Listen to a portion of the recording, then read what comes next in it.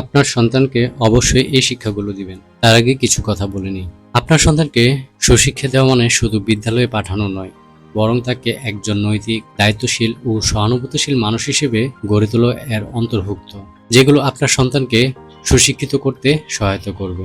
যেমন নৈতিক শিক্ষা দিন, ভালো মন্দের পার্থক্য শেখান, সততা, দয়া, সহানুভূতি ও শ্রদ্ধাবোধ গড়ে তুলুন। ছোট ছোট ভালো কাজের প্রশংসা করুন। আচরণগত শিক্ষা দিন, যেমন শিষ্টাচার শেখান, দয়া করে, ধন্যবাদ, এগুলো। মনের ভাব শালীনভাবে প্রকাশ করতে শেখান। বয়স্কদের সম্মান করা এবং ছোটদের স্নেহ করা শেখান।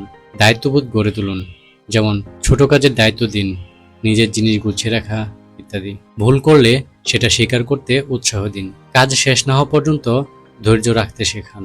পারিবারিক ও ধর্মীয় মূল্যবোধ শেখান। দেশপ্রেম ও সাংস্কৃতিক ঐতিহ্যের গুরুত্ব বুঝান। আন্তঃব্যক্তিক সম্পর্ক শেখান। বন্ধুত্ব করতে শেখান। গঠনমূলকভাবে মত বিনিময় করতে শেখান। দলে কাজ করার গুরুত্ব বুঝান। ইন্টারনেট ও মোবাইল ব্যবহারের সীমা নির্ধারণ করুন, কিন্তু শেখার কাজে প্রযুক্তি কিভাবে কাজে লাগানো যায় তা শেখান। মনে রাখবেন, আপনার আচরণই আপনার সন্তানের সবচেয়ে বড় শিক্ষা।